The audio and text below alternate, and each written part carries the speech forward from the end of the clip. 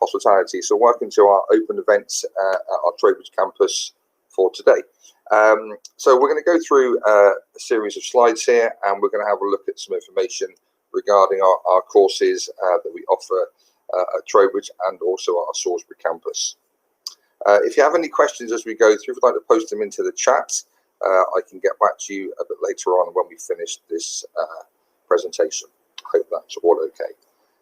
Okay, so let's start off with just a couple of people. So we have a head of department as well, and we have me as the deputy head of hospitality. And what you can see there, you can see me there in my chef's whites on that picture down there. Okay, so let's have a look at what we offer in terms of full-time courses. So at both our Trowbridge and Salisbury campus, we have the opportunity, if you'd like to study with us on a full-time course, level 1 in the introduction to culinary skills. Now, we also have a level 2 certificate in professional cookery. We also have a level 3 potentially in the pipeline that could lead on to an HNC or an HND. And we also have some apprenticeship provision as well. So level 2 professional cookery, level 2 a friend of friends of house qualification, and a level 3 professional cookery. So it's quite a range of qualifications there. Now, at the moment, you probably all are aware that we're in quite difficult times in terms of the pandemic, and our industry is really kind of a little bit quiet at the moment. That said, exciting news, we're still here and we're still doing what we do. So let's have a look at some entry requirements first of all. So for level 1, we would require 4 GCSEs at grades E or the equivalent of 2 or above. Full-time level 2, you would need to have achieved your level 1 culinary skills, or you go in straight into level 2 with 4 GCSEs grade 3 and above, include English and Maths. And we'll come on to English and Maths a bit later on why that's really super important. And we've also got a level 2 apprenticeship there, so most of our apprenticeships require 4 GCSEs at grade 3 or Ds or above, again to include English and the Maths qualification. Oh, the computer's playing up. Okay. Okay, so this is our level 1 provision. So this is called level 1 certificate in culinary skills. And on the screen now you can see a series of boxes there which just talk about the different units that are required. So first of all, in the top left there, you can see we will do food safety at level 2. It's a level 2 qualification. It's a standalone qualification that we will deliver in the first few weeks of the course. Really important that if you're cooking even at home or in industry or in your place of work, that you should have good knowledge of food safety. Second one there is the employability. So that's really asking us to look at the kind of skills you need to be able to be employable in our industry. And there's a bit of law in there as well. Not too much, but a little bit about what the law also requires of us. Then you've got health and safety. So that's just about how we're going to operate safely in the kitchen, how we're going to recognise when we've got potential hazards and risk and how we manage that. Then we've got a unit that's all about healthier food, special diet. So at the moment, you'll probably be aware that lots of people are struggling and having to adapt their diets to accommodate various allergies and intolerances. So that's a good unit to actually look at. And then we look at kitchen equipment, which is all about the kitchen equipment that we would use, why we use certain kit for certain jobs, knives, etc., etc. And then you've got 3 units there, which are you've got 4 actual cooking units there. You've got prepare and cook food by boiling, poaching and steaming. So we will cook food throughout the year in our practical sessions that involves boiling, poaching and steaming. So everything from poaching eggs to boiling pasta to making it into pasta bake or whatever. Then we've got cooking and stewing. Stewing and braising, I'm sorry. Again, food that is cooked through that cooking method, stewing and braising. And then we've got baking, roasting and grilling, so roasting a whole chicken, grilling pieces of pork maybe, baking cakes. And then the last unit on there is about deep frying and shallow frying. So that test requires a stir-fry veg with some chicken in it, or there's also a test on fish and chips. So it's using different cooking methods to cook food. And the last one there is the regeneration. It's the last one that we look at. It's basically, how do we reheat food safely? How do we make that, you know, safe to eat when we've taken it from the fridge in a very cold state into to heat it up to actually serve to our customers. Okay, and then we've got a level 2. So our level 2 qualification is called level 2 professional cookery. There is some similarities here, but we'll explain in a minute what the differences are. So you've got a unit about safe working practices. Again, very similar to the level 1. How can we work safely? How can we cook safely? You've got tools and equipment, similar to level 1, but the introduction to professional cookery is looking at the industry as a whole, what the industry requires of you for employability. We look at different types of food establishments within the industry. You've got one there, so you've got boiling, poaching, steaming, again you've got cooking and stewing and braising, and you've got baking and grilling, and you've also got deep frying, and you've also got cold presentation. So those 4 are very similar to level 1 units, but they're much more involved. Okay, very different food from level 1, and we'll explain in a minute about the assessment. That's the big difference from level 2. And then you've got a unit on there, production of cold food products. So we will make some canapes, we will make some hors d'oeuvres that you can use in a restaurant situation.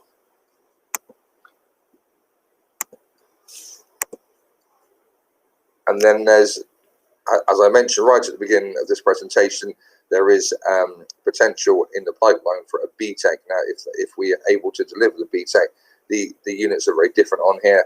Hospitality industry, again, what does it look like, how big it is. Nutrition to a much greater depth there. Customer service, why is it super important that we give our customers, clients, you know, in restaurant situations, really good customer service. Financial control, there's quite a lot of information about finances and budgets and how you would be responsible for your budgets. You know, if you're going to buy food in at a certain price, you've got to be able to sell it at a certain price to be able to make, you know, your gross profit and your margins there. Supervisory skills are on there as well. So looking at the skills that you would require if you was to manage a kitchen, so maybe head chef or sous chef or even executive chef, depends on where you work. Business enterprise, again, looking at some of those new startup businesses. What would you do if you were going to start up a business? What would that look like in terms of what is your market? What would you be looking for? And then we've got environmental and sustainability, really important at the moment. Looking at the amount of waste that is, not just plastic waste and other things, but looking at sustainability, where we buy our food from. Is it from a sustainable source? Really important. Then we have to manage an event, a hospitality event. So that could be that we're catering for a function for 50 people, 100 people, whatever the number would be.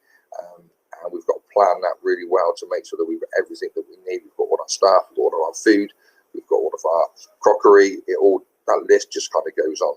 Then we're going to look at contemporary world food, other types of food. So we'll look at some Indian and some Chinese cuisine, some Thai, some other things in there. Food service organisation, how is a kitchen organised in terms of food service, European food and Asian food. So that's the level 3 that hopefully is coming very soon. So as part of your study program, you will all have the opportunity to do the following. So you're able to cook in the restaurant at both Salisbury and at Trowbridge. So we're able to cook for the restaurant and we're able to serve customers in the restaurant. So this is a real life situation. It's not a simulated experience. It's people that come in, they book, they pay, we give them great service. So you will be able to cook, you'll be able to serve in a restaurant. You would attend theory sessions and self-study. So theory sessions will be taught, at the moment we're doing it remotely. It could go back to in college, not sure yet, but at the moment it's remotely. And self-study is the work that you do at home around your course, other work that you need to do.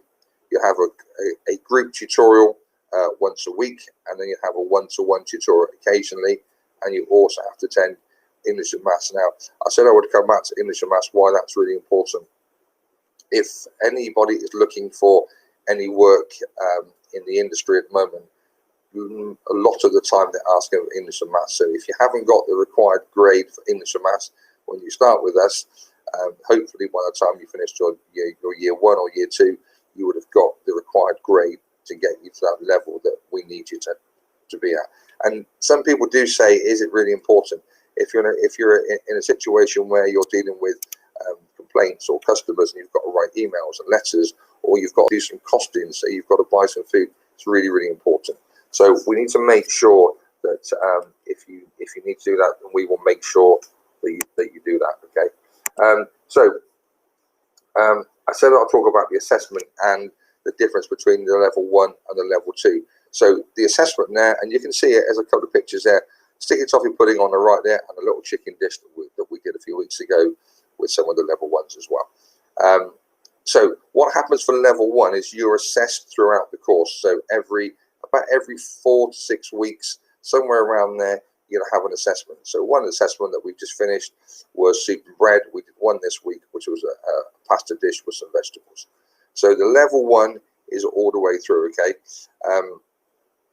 And what we've got to make sure is that you're competent. So the word competent really just means, are you able to actually perform the task? And it's all done in a controlled environment. It's timed. We have to do all the feedback and stuff. That's really important. But what the biggest thing is that you need to be fully prepared for that. And then what it will do, it will give you an overall grade of a pass, merit, distinction. So throughout the lifetime of level 1, we record all these grades, and then at the end it's calculated into an overall grade. There was also quite a lot of theory assignments on there as well. So level 1 is the introduction. It's the culinary skills introduction.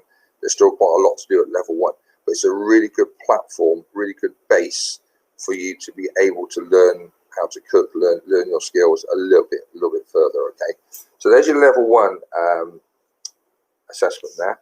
Okay, the level 2, very different. Okay, so the level 2, because it's called a technical certificate and it's a professional qualification, in order for you to pass the course, you will need to take a written exam. So we have a March written exam event, which will be, I think, the 2nd or 3rd week in March, when everybody up and down the country will do their actual theory paper. Now, it's a 2.5-hour written paper with short answer questions and some essay questions as well. Okay, so we need to make sure that we're fully prepared for that. So when I'm talking about direct self-study and other work, that's where we need to work out the other work. Okay, now what's really, really good about this exam is that if you are unfortunate that you don't complete it and you failed it by maybe just a few marks, which does happen sometimes, then what you can do is you can resit it later in the year.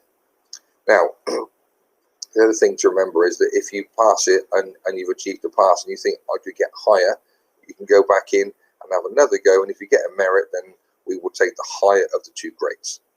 So the exam paper is there. We need to focus on that, and we've already started doing work towards that exam that's coming up, because it's going to be quite a challenge to actually pass that. Now that's in March, and then later on in the year we have a 3 to 4 hour practical exam, which will cover all of the core skills that you've learned over the year.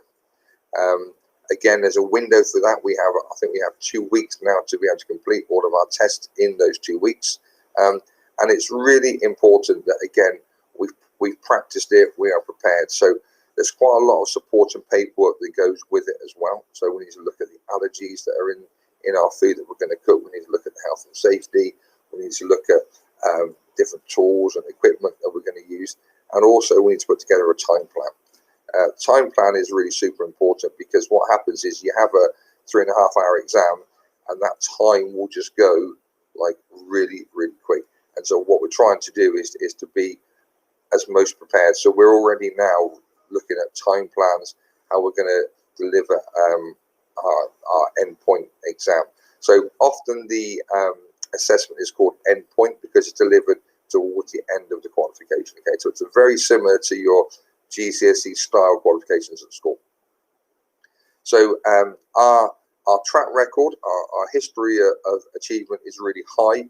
We have a really, really good achievement result in terms of our practical tests and in terms of our theory test.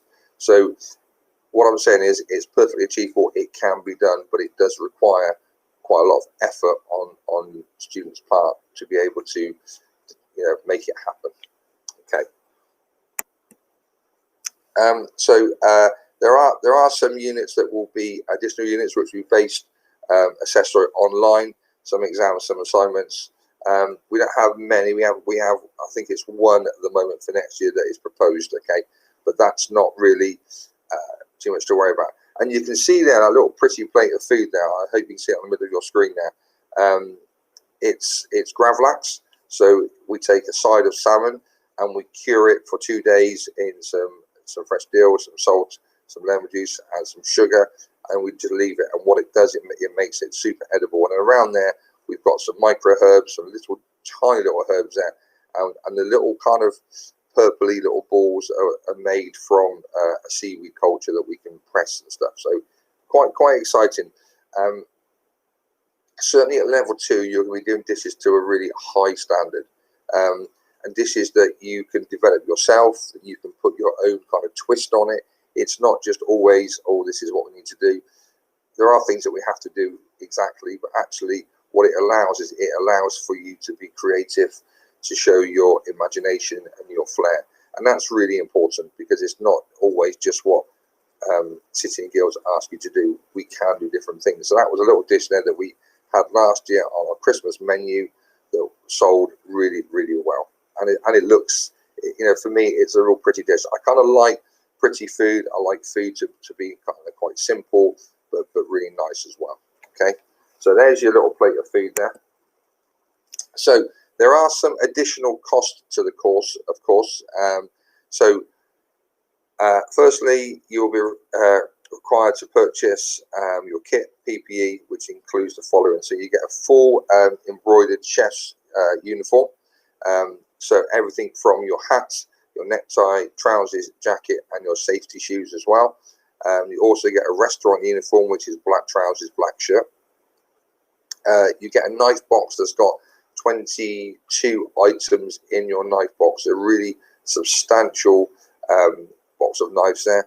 Not just knives, piping bags, scrapers, trussing needles, different bits in there as well. They will arrive in a box. All we've got to just make sure is that we're super careful how we handle our knives and how we look after our knives. I've had sets of knives that I had when I was at college, and that's quite a few years ago now, and they're still as good as ever. So if you look after them, make sure they're kept sharp, make sure they're nice and clean, they will last for a long time.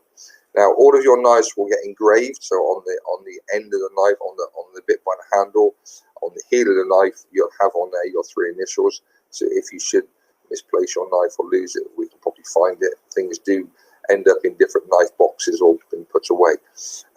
Safety shoes, super duper important there. We're not able for you to come to college unless you're wearing approved safety shoes or boots, for the simple reason, if you have an accident and you slip up, you're going to hurt yourself. So generally our record of slips and trips is really, really small, for the simple reason that people wear proper safety shoes. You're also required at level 2 to buy a textbook. So there is a level 2 professional cookery textbook which you can buy from the same company where you buy your uniform from, or you can buy on Amazon if you wish. It's essentially exactly the same units that are mapped all the way through qualification. So when you're doing your direct self-study, or you're doing your extra bits of work at the weekend or whatever, then the book there really helps and really supports that. There's also a £25 admin fee, which is payable on enrolment, which covers all of your printing costs and other bits and pieces that we have to do throughout the year. And our expectation always is that you'd have all your chef's whites and stuff for the start of September. Now, we know sometimes that's not always possible. There are sometimes issues. So if you think about this year, we've had a bit of a delay because of what's been going on around the world. It's been quite difficult to get our stuff. we're nearly there now, which is really, really good. But looking forward to September, we will start conversations in the summer about the kit that you need to get for September. And it is worth saying, because it's very important, that if anybody struggles with buying their kit, then you can apply to the bursary fund, which is a payment that is made to help support you whilst you're at college to buy your uniform, your kit, and help towards travel as well.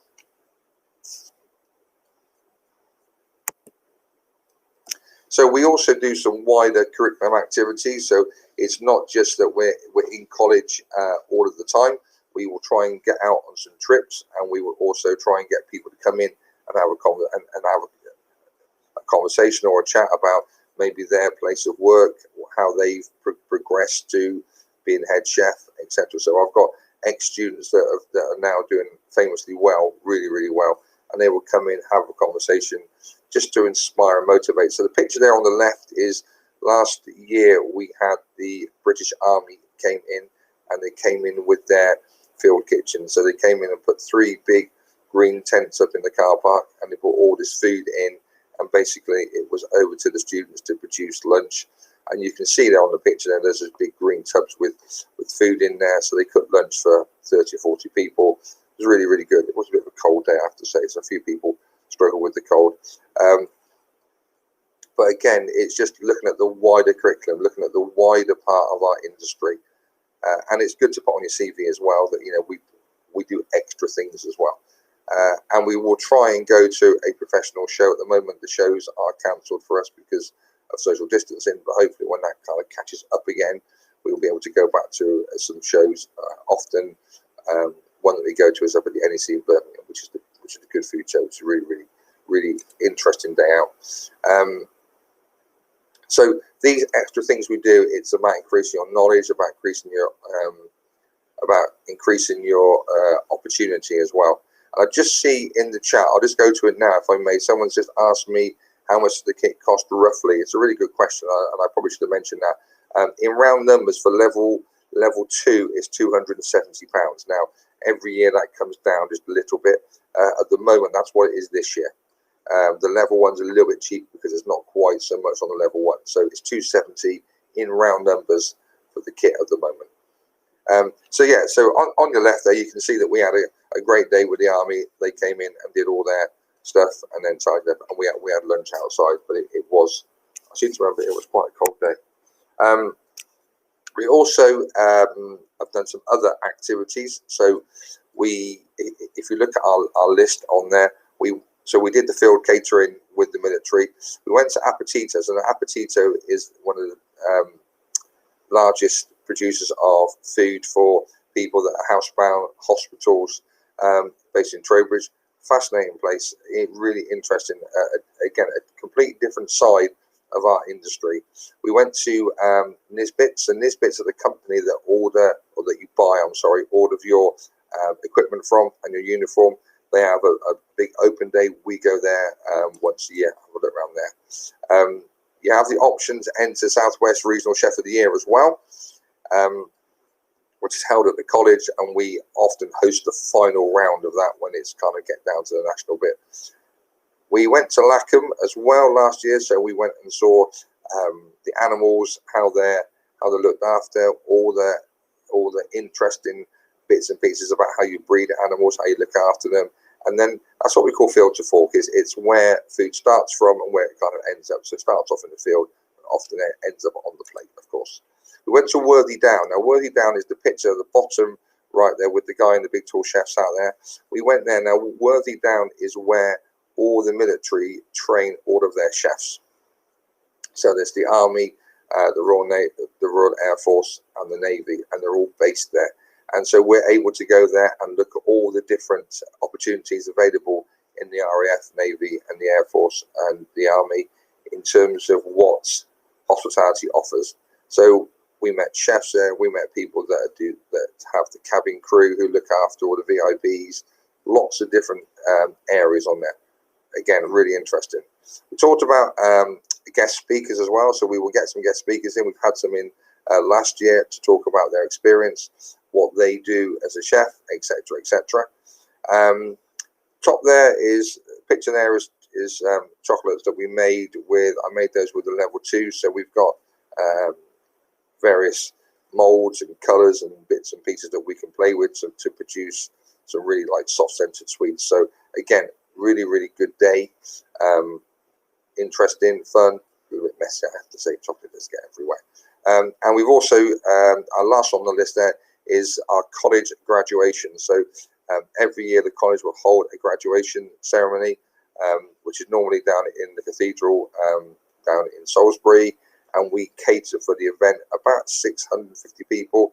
So you'll be part of that experience. Well, great experience, lots of people, and it's really interesting because it's all quiet until about 12 o'clock, and all of a sudden the doors open and literally people arrive by the 100. But great, again, really good experience, and that's what we're always looking for, is to try and increase the experience. And on here, I'll just put some slides on here about career choices. So restaurants, okay, you can work in restaurants, you can work in cafes, you can work in bars, and the really exciting one is to work on a cruise ship. So the food on a cruise ship is kind of super amazing. If you ever get a chance to watch any programs, have a look. Fascinating. The big interest in our area now is food designers. So a lot of people now are working for big companies, designing their food, designing packaging for next year, developing new ideas, which take a long time. There was a program I watched recently. It's taken 2 years to produce, a product, because they've had to get it absolutely right to be able to sell it. Of course, pubs, the armed forces. If you want a career where you will really learn your trade in terms of cooking, the armed forces are there. Of course, hospitals will always be there. Hospitals, you can imagine how much food they serve a day. Schools and colleges have their own canteen, cafeteria, refectory, whatever they will call it. Prison service, lots of people in prison. Again, lots of food there. Hotels, and you can go into education. So it's not a case of now you need to think about, what I'm going to do in a couple of years' time. But what I always say to my students is, just have it in the back of your mind, because I always think it's a series of steps, and we need to plan our journey really well. So, if some of you are looking at level 1, you should be looking at level 1, progressing to level 2. Some of you will come straight into level 2 direct, and you may then decide actually you want to go onto an apprenticeship. So, like I mentioned earlier, we have apprenticeships all over the place, in hotels, restaurants, different areas. And we have so many different ones that you can choose. So at the moment, we've got a new exciting one coming on board called production chef. So literally, it's people working in maybe schools and prisons and stuff, when they're doing volume of food, lots of food. Now, if that's your kind of interest, that's great. If you want to go into fine dining, then you go on to level 1, you go to level 2, and then your apprenticeship could be, you go on to chef de partie level 3. So there's lots of opportunities for you at Wiltshire College. There's lots of great industry stuff going on, and my plea would be, or I would urge you to get into it. Watch the programs on TV. At the moment, MasterChef's on. I'm not sure if any of you watched it this week, but I caught some of it this week. Fascinating, really interesting. So for me, it's really about, we are here, the college is here. If you need to communicate and ask any questions, you can pop it onto the chat, and I will get back to you, of course. But really think about, just think about where you want to go, and that may be a couple of years down the road yet, but it's never too early to apply. If you do apply, what happens is we will ask you in, probably, or we do it on Microsoft Teams to have a chat and have an interview, and that's absolutely fine. It's really important that you make that connection nice and early, so we know that you're about, and then we can work with you. Sam, am I able to answer that a minute? Are you okay if I answer that over the chat? I'll reply to you on the chat in a few minutes, if that's okay. Or if you're happy that I just say it out, are you okay with that? I think you probably are. You just said yes, haven't you? Okay. So you're not doing GCSE English and Step Up course. You will be fine. So what you need to do, you need to apply. If you've got any concerns, apply. We will have a conversation and interview about what that looks like, okay? How we can manage that, but that's absolutely fine. So you can apply now for September, even though it's only November. This year is rapidly running past, but apply now. Please, I would urge you to get in really, really quickly, and then we know who you are, and then we can start to work with you, and any questions that you have and concerns, we can iron those out at a later date. But thank you so much for watching the presentation. I hope you found it informative. And thank you very much, and have a lovely weekend. Thank you.